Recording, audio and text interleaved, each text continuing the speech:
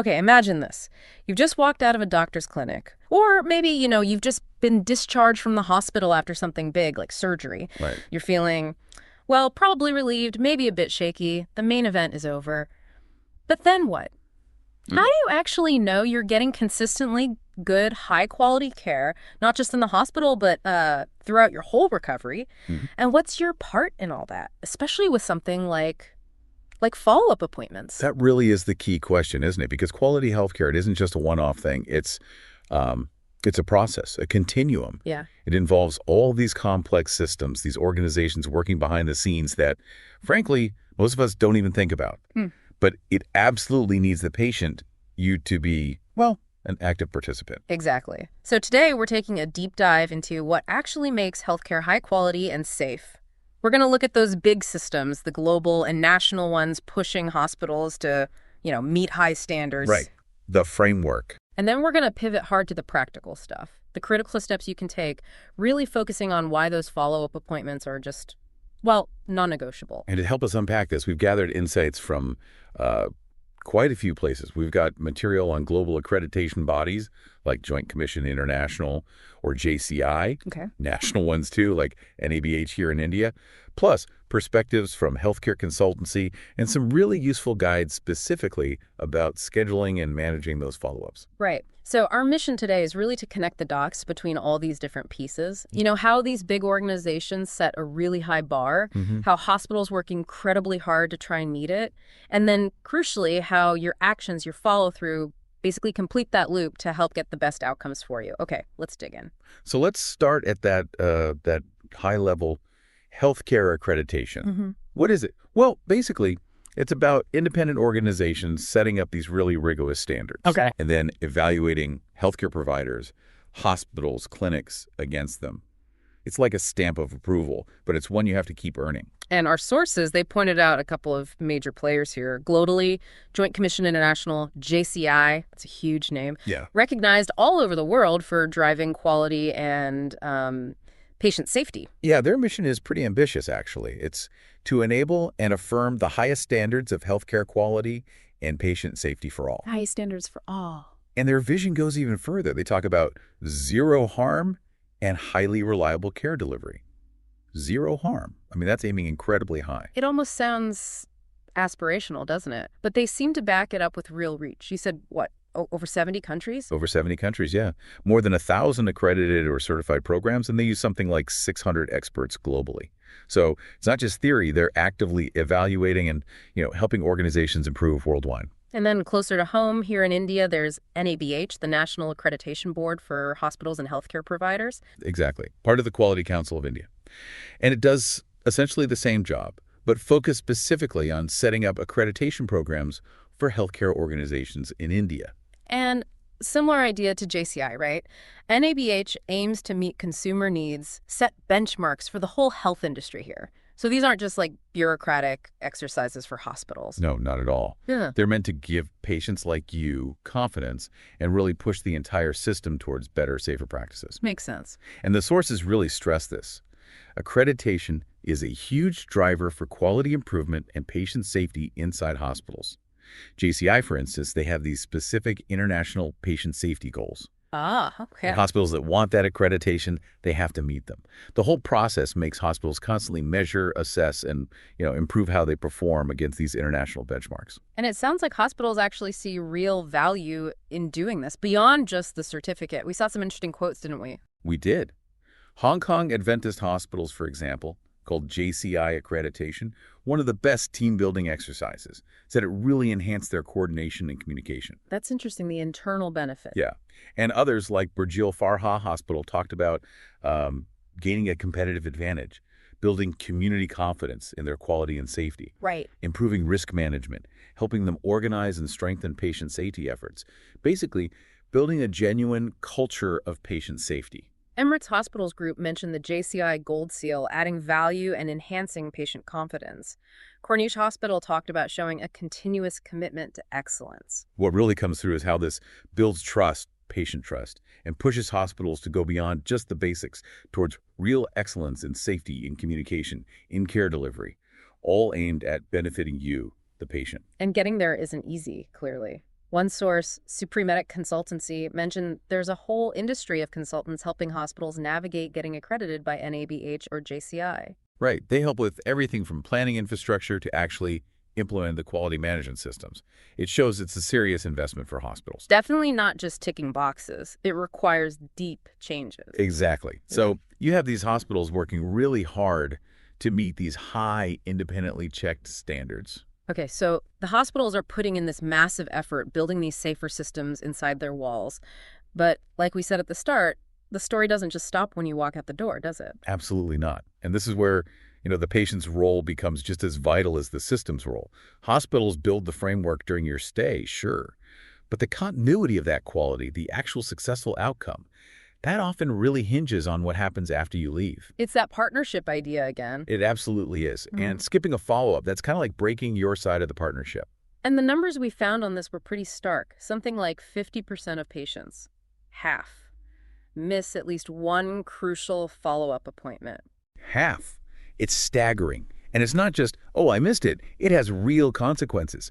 The data suggests proper follow-ups can cut hospital readmissions by 25%. Wow, a quarter. A quarter of people ending up back in the hospital might have avoided it just by going to that appointment. And it's not just readmissions, is it? It's chronic conditions, too. Yeah. Things like diabetes, heart issues, they often get worse because of these gaps in care. That's right. It's so easy to feel a bit better after, say, starting treatment and think, okay, great, I'm sorted, don't need to go back. But that feeling can be really deceptive. Yeah.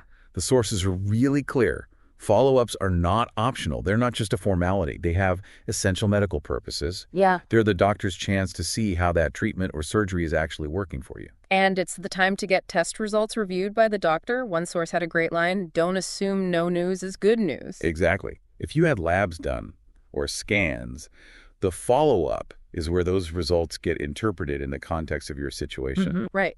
And they monitor your recovery. They can catch complications, sometimes things you wouldn't even notice before they get serious. Yes, and adjust things if needed, especially medications. The guide specifically warned, don't self-extend medication. Only your doctor should decide that, usually based on what they see and hear at the follow-up. That is such a key point. And the follow-up is also where the doctor plans the next steps in your care, right? More tests, maybe therapy, or just ongoing monitoring. It's planning ahead. One quote really stuck with me. The most dangerous part is not knowing what could have been caught early. That missed appointment, it creates a blind spot in your care. It really does. And the core message, just crystal clear from all the guides we looked at, was follow-ups aren't optional. They're how your care plan continues, adjusts, and succeeds. Medically necessary, even if you feel fine. Even if you feel fine. And this quote just nails it. The best hospitalization is only as good as its follow-through. Yeah. All that effort by the hospital, that accredited care, it needs your action to actually fulfill its purpose. Okay, so if they're that vital, how do we make sure we actually schedule them and, crucially, attend them? The sources had some really practical, actionable tips. They did. First up, the when. Ideally, always check before leaving the clinic or hospital. Don't walk out without knowing the next step. Just ask directly. Ask directly, doctor, when should I come back? Yeah. Even if they don't suggest a time, you should ask. And they gave some specific timings, too, highlighting critical windows. Like for post-op patients, most need follow-up within 7 to 14 days. Right, and they even pinpointed the most vulnerable time after discharge, often being days 3 to 7. Getting that appointment scheduled before that window closes, that improves outcomes. That's really specific and useful. They also talked about priority levels. Yeah, like critical things. Maybe a surgical wound check. That could be 3-7 days. Urgent things like checking a new heart medication, maybe 7-14 days. And standard follow-ups for chronic stuff could be 1-3 months out. And they had specialist examples. Cardiac within a week, diabetes maybe 2 weeks post-discharge, ortho often 10-14 days. These aren't random numbers. No, they're clinically driven timelines. Now, how to schedule efficiently? The most common way is just doing it right there at the reception desk before you leave. Makes sense. Other ways include postcard reminders, a bit old school maybe, or pre-scheduled calls or online bookings. But the key seems to be, don't just wait for them to call you. Be proactive. Definitely. Use the hospital systems, their apps, websites, call centers, whatever they offer. And here's a good tip. Don't wait until the last minute to book, especially for specialists. Those slots fill up fast. Get it booked early. Get it booked early. And maybe try to avoid Mondays or right after holidays, if you can. They tend to be busier. Good point. Oh, and mention you're a follow-up case when booking. Yes. Sometimes they prioritize follow-ups, or there might even be a different fee if it's soon after the initial visit or procedure. Worth asking. And how do you avoid that scheduling black hole where you think you have an appointment, but poof? Right. Always, always. Get a confirmation number or message. Get the direct phone line for the specific clinic or department, not just the main hospital switchboard. Crucial. And if you can, get the name of the medical assistant who works with your doctor. That gives you a specific person to contact if something goes wrong. Smart. Mm. Those details save headaches. And for keeping track yourself, tech helps. For sure. Use your calendar alerts. Set one maybe a week before if you need insurance pre-authorization. Another one 3 days before for any prep like fasting. And one the day before just to confirm transport and timing. And they even suggested a simple spreadsheet just to track the provider, contact info, date, time, questions you have, tests needed. Yeah, simple but effective. Keeps it all in one place. Okay, so you've got it scheduled. What about preparing for the actual visit? What should you bring? Good question. The advice is prepare almost like it's your first visit with them again. Bring your original reports, any recent test results. Got it. Have a list of all your current medications dosages too, if possible, or even just bring the medication boxes themselves. That can be really helpful for the doctor. Yeah, I can see that. And bring your questions written down. Absolutely. It's so easy to forget in the moment. And maybe a notebook to jot down instructions or the next steps they give you. And always, always carry previous reports, and especially that hospital discharge summary, if you had one. Provides that essential context. What about family members? The sources really highlighted the family's role, especially for elderly or dependent patients. Family can help with getting there, obviously, but also being in the appointment. How so? To share observations the patient might forget, make sure all the reports are actually there, and take notes on the doctor's instructions. Having the same family member attend consistently helps with continuity, too. Okay, that makes sense. Now, what about pitfalls, the don'ts, and red flags? Right, things to actively avoid or watch out for. First, the big don'ts. Number 1, don't assume you're fine just because you feel better. That's the classic trap. Leads to missed follow-ups. Exactly. Don't rely just on a verbal promise for an appointment. Get it confirmed, text, email, print out, something. Don't skip because it feels inconvenient or you think you don't have time. Your health has to be the priority here. And please, don't show up without your previous documents. It just wastes everyone's time, especially the doctors. Got it. And the red flags, situations where you need to push back. Yes. If someone says, we'll call you to schedule, treat that with caution. That's often how things fall into that black hole. Take the initiative yourself. Call them. Be proactive. Be proactive.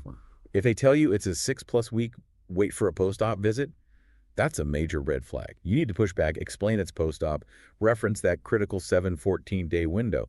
Be firm. Right. Insist on being seen sooner. Definitely. And if they schedule you with a completely different doctor than the one who treated you, that can break the continuity of care. Right. Ask if you can see the original doctor, or at least someone on their direct team who knows your case. Okay, these are points where you really need to advocate for yourself. Absolutely. If the system isn't giving you what you need, especially timely appointments, the sources say, call daily for cancellations, ask to be on wait lists. If insurance is blocking a necessary visit, ask about peer-to-peer reviews or file an appeal. You have to be persistent sometimes. You do. Remember, it's your health you're advocating for, especially in those critical timeframes after a procedure or hospital stay.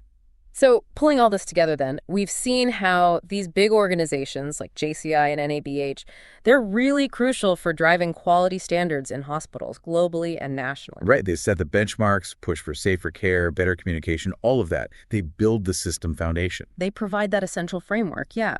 But then we've also seen very clearly from the guides and the stats just how vital your role is in making sure that quality care actually leads to the best outcome for you. Especially through those timely follow-ups. Especially through prioritizing and managing those follow-ups. They really are the bridge, aren't they?